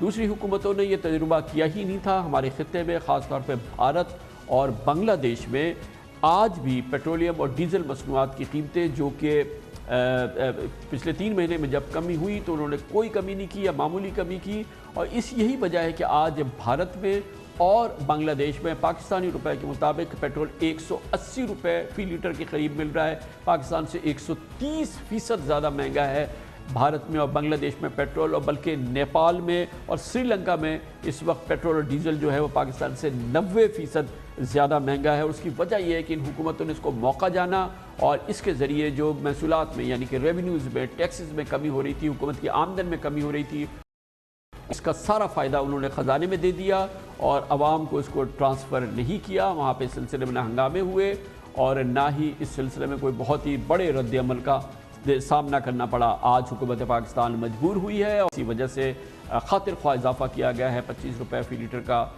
پیٹرول میں اور ڈیزل میں تقریباً 20 روپے لیٹر کا۔ دوسرے ملکوں نے ہمارے خطے میں ان ٹوٹتی ہوئی قیمتوں کو اور گرتی ہوئی قیمتوں کا کیسے فائدہ اٹھایا، آپ کو اس کا ایک ویو دیتے ہیں۔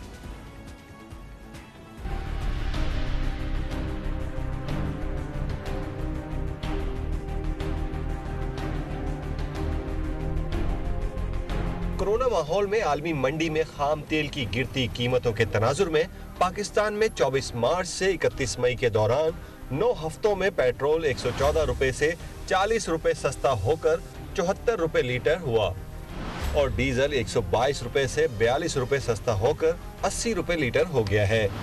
پی ٹی آئی حکومت نے ٹیکس ریونیو کلیکشن میں نمایاں کمی کے باوجود تیل سستا ہونے کا براہ راست فائدہ عوام کو پہنچایا تاکہ مہنگائی کم ہو اور لوگوں کو ریلیف ملے۔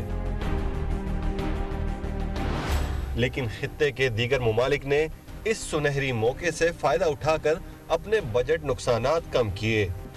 اس وقت بھارت کے مختلف شہروں میں پیٹرول کی قیمت 77 روپے لیٹر سے لے کر 87 روپے لیٹر تک ہے۔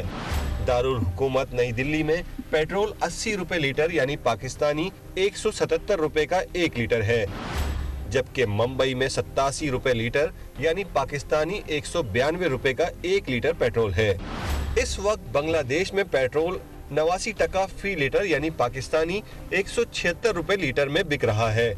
نیپال میں پیٹرول 96 روپے فی لیٹر ہے یعنی پاکستانی 133 روپے لیٹر میں فروخت ہو رہا ہے۔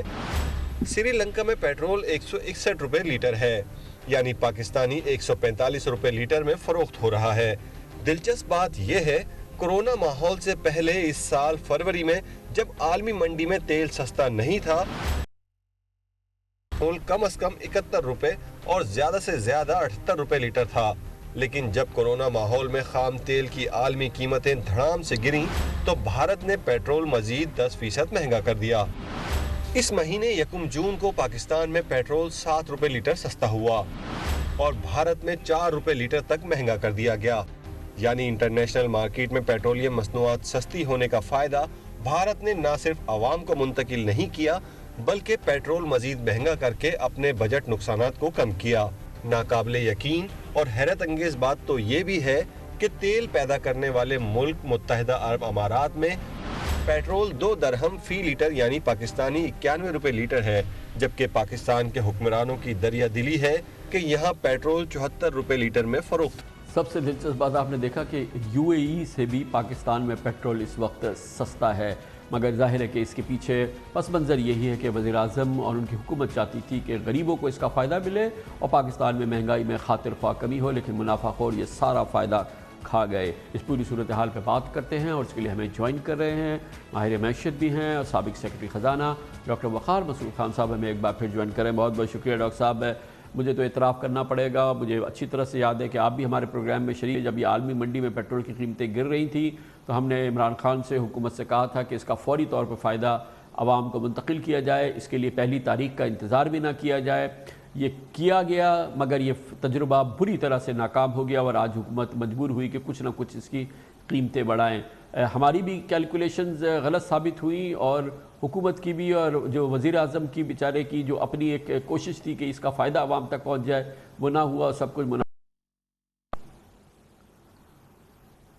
कामरान साहब देखिए, इसमें 2 राय हैं। हमने जब ये, आपने तो सबसे पहले इस पे प्रोग्राम किया जब अभी कीमतें नीचे आनी भी नहीं शुरू हुई थी, और आपने फिर पूरा जो सिलसिला होता है तेल की कीमतें कम होने से इन्फ्लेशन पे जो असरात पड़ते हैं, लोगों की आमदनियों पे जो असरात पड़ते हैं, उन सब का अहाता किया था और अभी ये सिलसिला शुरू भी नहीं हुआ था, तो आपकी दूरस निगाह जो है उसने देखा था। लेकिन आप देखिए ना कि यहाँ पर जिस वक्त कीमतें गिरी तो फौरी तौर पर हमारी कीमतें मकामी नहीं गिरी, और ये दलील दी गई कि जनाब हमारे पास तो इन कम कीमतों के ऊपर अभी कोई दरामदात आई नहीं है। अच्छा, और आपने ये देखा कि एक ख़त भी लिख दिया गया कि जी आप कोई इस दौरान के अंदर जो है आप माल ना मंगाएं बाहर से। खैर बिलाखिर जब किया उसमें ताख़ीर हुई और अब वो विंडो ही हमारे हाथ से निकल गया। अब जो है लामहला जब कीमतें, लेकिन डॉक्टर साहब मैं माफ़ कीजिएगा, मुखिल हो रहा हूँ मैं ये जानना चाह रहा हूँ कि इसकी प्रीमाइस ये थी जो हमने ली थी, आपने भी हमारे साथ शेयर की थी, मैं इसकी पूरी जिम्मेदारी लेता हूँ कि आलमी मंडी में तेल की कीमतें कम हुई हैं, इसे आवाम को ट्रांसफ़र करें और इससे फिर मजमूई महंगाई कम होगी मुल्क के अंदर। वो हुई नहीं। आपने उसको शुरू में शायद कहा कि उसका एक इंतज़ामी मामला जिस तरह से डील करने चाहिए थे वो नहीं हुए, और इस तरह से पूरा तजुर्बा जो है वो नाकाम हो गया। आवाम को उसमें महंगाई कम नहीं हुई। और बाज़ जो लोग कहते हैं जैसे कि हमारे खित्ते में किया गया कि उन्होंने शुरू में कमी नहीं की, आज तक कम नहीं की, उन्होंने कहा कि ये आवाम तक नहीं पहुंच पाती है। तो ये जो एक बड़ा दिल से और सच्चे दिल के साथ एक तजुर्बा किया था प्राइम मिनिस्टर ने, वो बहरहाल हमारे निज़ाम ने उसको नाकाम बना दिया, हमारे मुनाफाखोरों ने नाकाम बना दिया। मैं इससे इत्तफाक कर रहा हूँ, लेकिन मैं साथ में सिर्फ ये कह रहा हूँ कि देखें उनके यहाँ रिवायत जो है और अवाम ने उनके मान लिया है दोनों जगहों पर। 2014 में जब कीमतें बैनुल अक़वामी मार्केट के अंदर कम हुई, उन्होंने उस वक्त भी कुछ नहीं किया था, उन्होंने मुसलसल जो है, अच्छा फिर यह है कि जब अगर कमी भी होती है तो वो अगर बढ़ रही होती है तब भी वो मतलब रोके रखते हैं, तो उनके यहाँ एक इस्तेहकाम है कीमतों में। लेकिन हमारे यहाँ ये रिवायत है कि कीमतें अपना टैक्स ले लेते हैं और आवाम को पास ऑन कर देते हैं। वो इस दफ़ा उस जिस तरीके से ये वाक़यात हो रहे थे इंटरनेशनल मार्केट में, उन औकात कार के साथ हमने काम नहीं किया। और यकीनन ये जो आप कह रहे हैं कि इस तजर्बे के अंदर, यानी इस साल ये अजीब तजर्बा हुआ है कि बीच के लोग जो हैं इसको, यानी यकीनन उन्होंने खाया होगा या उनके मुनाफे बढ़े होंगे, इसको तो देखा जा सकता है। अब एक और बात कामरान साहब मैं आपसे ये कहना चाहता हूँ कि देखिए डॉक्टर साहब, अब ज़रूरत इस बात की है कि ये तजुर्बा जो है ये बहुत ही कड़वा साबित हुआ है। इस निज़ाम को एक हम शफाफ जन्म दे सकते हैं इस क्राइसिस से, ये अपॉर्चुनिटी, ये मौका पिन्हा है कि हम इस निज़ाम को अब शफाफ कर दें ताकि ये बार बार की ये कमी और बेशियाँ जो हैं ये हम मुतहम्मिल नहीं हो सकते इसकी। मैं सिर्फ एक आपसे अर्ज करूं कि बिल्कुल होना चाहिए और इस मौके को हमें इस्तेमाल करना चाहिए।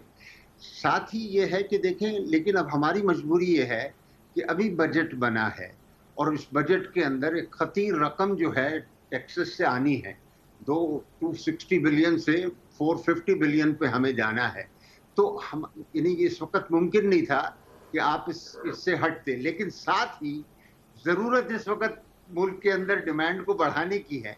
और अगर इस तरह की कीमतें बढ़ेंगी और फिर अभी जो इन्फ्लेशन गिर रहा था अगर वो वापस आ जाए तो फिर अवाम को बड़ी तकलीफ है। तो हम एक बड़ी मुश्किल सूरत हाल में गिरफ्तार हैं जिससे निकलना बज़ाहिर आसान नहीं है।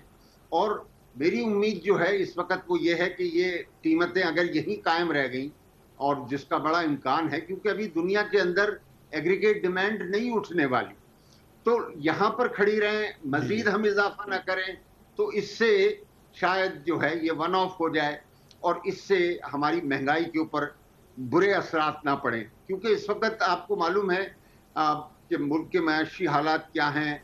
मगर डॉक्टर साहब, इसके कम होने से तो अच्छे असरात नहीं पड़े ना। वो तो हमने तो इतनी बड़ी कमी कर दी तो उसका तो कोई भी हमें असर देखने में नहीं मिला। तो ये तो तजुर्बा नाकामी हो गया ना। तो अब इससे जब उससे कम नहीं हुए तो इसमें बढ़ने की भी गुंजाइश नहीं होनी चाहिए ना फिर। लेकिन कामरान साहब, अगर मैं अर्ज कर रहा हूँ कि हम फिर वहीं खड़े रहेंगे ना जो हमारी आसानियां होनी चाहिए थी। क्योंकि इतनी मुख्तसर मुद्दत की ये चीज़ थी कि उसके अच्छे असरात भी मुरतब नहीं हुए। लेकिन मेरी उम्मीद जो है वो ये है कि अगर प्राइसेस यहीं खड़ी रहीं तो ये वन ऑफ एक चीज़ हो जाएगी। और ये नहीं है कि हर महीने 20-25 रुपए जो है वो कीमतें खुदा न खास्ता जो हैं वो बढ़ रही होंगी। और अभी आपने जिस तरीके से रीजनल मार्केट से कंपेयर किया है तो पाकिस्तान जो है निस्बतन बेहतर पोजीशन के अंदर है और हम जो हैं इस बोझ को अभी उठा सकते हैं। बहुत बहुत शुक्रिया डॉक्टर वक़ार मसूद खान, साबिक सेक्रेटरी ख़जाना, माहिर मईशत हमारे साथ मौजूद है। कमर्शियल ब्रेक, उसके बाद जिक्र करेंगे पाकिस्तान के सबसे बड़े मीडिया ग्रुप जियो जंग के मालिक एडिटर इन चीफ जनाब मीर शकील रहमान, साबिक वज़ीर आज़म नवाज शरीफ और कई दूसरे एहलकारों के खिलाफ आज नैब ने रेफरेंस दायर कर दिया है। शकील रहमान 109 दिन से नैब की कैद में हैं, ज़मानत उनकी हुई नहीं है और तफ्तीश के मरहले में ही उनको गिरफ़्तार कर लिया गया था। इसी बात करते हैं छोटे से वक्त के बाद। आज नैब इस्लामाबाद ने और नैब लाहौर ने हमें आला तरीन सतह पे इस बात की कॉन्फर्मेशन दी है कि उसने रेफरेंस फाइल कर दिया है जंग जियो के सरबरा एडिटर इन चीफ जनाब मीर शकील रहमान, साबिक वज़ीर आज़म जनाब नवाज शरीफ और 4 दूसरे एहलकारों के ख़िलाफ़। ये 1986 का मामला है, यानी कि तकरीबन 34 साल पुराना मामला है, जब जनाब शकील रहमान को 56 कनाल ज़मीन अलॉट की गई थी जौहर टाउन में उनकी रिहाइश के लिए। 56 कनाल अलॉटमेंट का ये मामला है और इस बारे में नैब ने इल्ज़ामात लगाए हैं कि दरअसल उस वक्त के वज़ीर आला पंजाब जनाब नवाज शरीफ ने ये मराद थी जो कि जनाब शकील रहमान को दी थी। ये मुबैना इल्ज़ाम है जो कि लगाया गया था। ये भी बहुत अहम बात है कि ये मामला जो पाकिस्तान के सबसे बड़े मीडिया ग्रुप और सबसे इम्पॉर्टेंट मीडिया ग्रुप के हवाले से है, उसके सरबराह जनाब मीर शकील रहमान को उस वक्त गिरफ़्तार कर लिया गया था जब नैब में वो सिर्फ तस्दीकी अमल से गुजर रहे थे। और इस तरह के मामलात में तस्दीकी अमल में गिरफ़्तारी का ये अपनी नौइयत का एक बड़ा और वाहिद केस है। उसके बाद से 100 रोज़ से ज़ायद के दिन गुजर चुके हैं। मीर शकील रहमान नैब की क़ैद में हैं और ज़मानत की तमाम कोशिशें उनकी कारगर साबित नहीं हुई हैं और ज़मानत जो उनका कानूनी हक़ है फ़िलहाल उनको वो हासिल नहीं हुआ है। इस केस की तफसीलात। मीर शकील रहमान को 12 मार्च को नैब लाहौर ने पेशी के मौके पर अपने दफ्तर से गिरफ्तार किया था। नैब का इल्ज़ाम है कि 1986 में उस वक्त के वज़ीर आला पंजाब नवाज शरीफ ने मीर शकील रहमान को सियासी रिश्वत के नाम पर गैर कानूनी तौर पर प्लॉट्स अलॉट किए। नैब का इल्ज़ाम है कि मीर शकील ने ज़मीन से मुल्क कराया। नैब का ये भी इल्ज़ाम है कि मीर शकील रहमान ने रियायती दाम पर मिलने वाले इन प्लॉटों की पावर ऑफ अटॉर्नी पर तमाम अराजी अपनी बीवी और बच्चों के नाम फ़रोख्त कर दी। और बीवी और बच्चों ने बाद में तमाम प्लॉट मीर शकीलुर रहमान के नाम पर मुंतकिल कर दिए। दूसरी जानिब जंग ग्रुप का इल्ज़ाम है कि नैब ने कई मौके पर खबरें रुकवाने की कोशिश की और नतीजतन दबाव में लाने के लिए केस बना दिया है। जंग ग्रुप का दावा है कि ये प्रॉपर्टी 34 साल पहले प्राइवेट अफराद से खरीदी गई थी, जिसके तमाम शवाहिद नैब को फराहम कर दिए गए थे, जिनमें टैक्सेस और ड्यूटीज़ के कानूनी तकाजे पूरे करने की दस्तावीज़ भी शामिल हैं। गिरफ्तारी के बाद आज 105 दिन बाद आज नैब ने 14 करोड़ 35 लाख रुपए मालियत का रेफरेंस दायर किया है, जिसमें मीर शकीलुर रहमान, नवाज शरीफ और साबिक DG LDA हुमायूं फैज़ और मियां बशीर अहमद को नामजद किया गया है। आज ही लाहौर की एहतसाब अदालतों के मुंतजिम जज ने रेफरेंस एहतसाब अदालत नंबर 1 के जज असद अली को भिजवा दिया है, जिन्होंने पीर 29 जून की तारीख समाअत के लिए मुकर्रर की है। लाहौर हाई कोर्ट में मीर शकीलुर रहमान की जमानत और बरियत की दरख्वास्तें दायर हैं। 2 रोज़ पहले अदालत ने जमानत की दरख्वास्त पर समाअत 7 जुलाई तक मुलतवी कर दी है। अहम बात यह है कि इस केस के 2 मरकजी मुल्ज़मान में एक 105 दिनों से कैद में है और दूसरा 7 महीनों से लंदन में है। इस वक्त नवाज शरीफ के खिलाफ मीर शकीलुर रहमान को राजी की अलॉटमेंट और तोशाखाना रेफरेंस ज़ेर समाअत है। फ्लैगशिप रेफरेंस में नवाज शरीफ बरी हो चुके हैं। एवनफील्ड रेफरेंस में इनकी सज़ा सितंबर 2018 से मुअत्तल है। चौधरी शुगर मिल्स केस में नवाज शरीफ को तिब्बी बुनियाद पर गैर मशरूत जमानत पर रिहाई मिल चुकी है, जबकि अल अजीज़िया रेफरेंस में नवाज शरीफ को तिब्बी बुनियाद पर 8 हफ्तों के लिए आज़ादी मिली थी, लेकिन वो पिछले साल 19 नवंबर यानी 7 महीनों से लंदन में इलाज के गर्ज से मुकीम हैं। बाज़ाब्ता राय हासिल करें जनाब मीर शकीलुर रहमान के लिए, और इसके लिए हमारी कोशिश रही। हमने इसरार किया उनके वकील अमजद परवेज़ से कि इस प्रोग्राम में शामिल हों और इस हवाले से इस मौक़िफ़ को पेश करें, लेकिन बावजूद अमजद परवेज़ साहब ने इससे माज़रत की है। इस नई डेवलपमेंट पर हम बात करते हैं, बहुत अहम डेवलपमेंट है। नुमाइंदे खुसूसी हसन रज़ा लाहौर से हमारे साथ मौजूद हैं। हसन रज़ा साहब, ये बताइएगा कि आज नैब लाहौर ने भी, नैब इस्लामाबाद में भी आला तरीन सतह पर ये बात कन्फर्म की है कि बिल आखिर ये रेफरेंस जो है ये फ़ाइल हो गया है। जो इब्तदाई इल्ज़ामात नैब ने लगाए थे जब तस्दीकी मरहले में ही शकील साहब को उन्होंने गिरफ़्तार कर लिया था, उस वक्त से लेकर अब तक क्या तब्दीली आई है? क्या नैब ने कोई ताज़ा सबूत हासिल किया है, कोई शवाहिद हासिल किए हैं? रेफरेंस में वो क्या चीज़ है जो शुरू में इल्ज़ामात में नहीं थी? देखिए, नैब के जो हुक्काम है वो ये दावा करते हैं कि जब मीर शकीलुर रहमान साहब को गिरफ़्तार किया था उस वक्त से लेके आज तक जो है कुछ 3 बड़े जो है हमारी पेशरफ्त सामने आई है। एक ये कहते हैं कि LDA लाहौर डेवलपमेंट अथॉरिटी की जानिब से लिख कर दे दिया गया है कि कुछ ऐसी 2 सड़कें हैं जहां पर जो कि रोड कहलाते थे, लेकिन उनको मीर शकीलुर रहमान ने अपनी जो है वो रिहाइश गाहों में या उनको अपनी ज़मीन में कन्वर्ट कर लिया। एक ये वो इल्ज़ाम लगाते हैं। दूसरा ये कहते हैं कि उसके कुछ सबूत जो है हमें मिले हैं और कुछ तहकीकात के दौरान जो है हमारे पास ठोस शवाहिद मज़ीद आए हैं, जिसको मद्देनज़र रखते हुए हमें रेफरेंस मुकम्मल करने में जो है आसानी पैदा हुई है। तीसरा, नैब हुकाम ये दावा करते हैं कि जो पहले सिर्फ 54 कनाल का अराजी का केस था उसमें भी कुछ जो है हमारे पास शवाहिद कम थे, लेकिन अब तहकीकात शुरू की गई तो उससे रिलेटेड भी हमें काफ़ी जो है वो शवाहिद मिल पड़े। लेकिन नवाज शरीफ से भी रिलेटेड जो है कुछ हमें तहकीकात की गई तो उससे हवाले से भी कुछ जो है रिकॉर्ड हमें मौसूल हुआ है, जिसको मद्देनज़र रखते हुए रेफरेंस तैयार किया है। नैब के जो ज़िम्मेदारान हैं उन्होंने ये बताया है कि कुछ सबूत हमें पहले मीर शकीलुर रहमान की गिरफ्तारी से पहले हमारे पास नहीं थे, लेकिन उनकी गिरफ्तारी से उनके जब तहकीकात की गई तो नवाज शरीफ के खिलाफ भी ठोस शवाहिद मिले और एक सड़क की मंजूरी नवाज शरीफ ने दी थी और दूसरी सड़क खुद ब खुद जो है इसको कन्वर्ट कर ली गई, जबकि मीर शकीलुर रहमान के जो वकील हैं वो इसकी मुकम्मल तौर पे मुखालफत करते हैं। जी अच्छा, ये बताइएगा कि ये तो इल्ज़ामात हैं, ज़ाहिर है कि ये केस जाएगा और फिर वहाँ पे ये बात साबित हो जाएगी। 34 साल पुराना मामला है और ये तमाम चीज़ें अब नैब को इन इल्ज़ामात को साबित करना होगा अदालत में, मगर ज़मानत तो बुनियादी हक़ है किसी भी मुल्ज़िम का, और ये शकील साहब का केस अब 105 रोज़ हो गया है। और किस बुनियाद पे ज़मानत की मुखालफत करती है नैब? और हाई कोर्ट में एक मामला जाता है मगर ज़मानत नहीं हो पाती है, आखिर क्या वजह है? हक़ तो है, और रेफरेंस फ़ाइल होने के बाद तो क्या कानून भी पूरी तरह से इजाज़त देता है ना कि मुल्ज़िम की ज़मानत हो जाए? अब रेफरेंस फ़ाइल हो गया तो क्या ज़मानत का मरहला सहल हो जाएगा आपके ख़्याल में? जी बिल्कुल, अब तो बहुत आसानी जो है पैदा हो जाएगी, क्योंकि जब रेफरेंस फाइल होता है तो जितने भी मुल्ज़मान होते हैं उनको अदालत से काफ़ी रिलीफ मिल जाता है। बहुत सारे मुतअद्दिद केसेस ऐसे सामने आए हैं। अगर देखा जाए तो पहली बार जब हाई कोर्ट में इस हवाले से जो है वो ज़मानत के लिए दरख्वास्त दायर की गई थी तो ये कहा गया था कि अभी इनको जुडिशल होंगे तो फिर मामला देखे जाएंगे, क्योंकि उस टाइम नैब की तहवील में थे। उसके बाद जब जुडिशल हुए उसके बाद दोबारा آج کے پروگرام کا اختتام ہوتا ہے. سیٹرڈے سنڈے کی ہفتہ وار تعطیل رہتی ہے. پیر کو انشاءاللہ آپ سے پھر ملاقات ہوگی. پیر تک کے لیے کامران خان کو اجازت. اللہ حافظ و ناصر.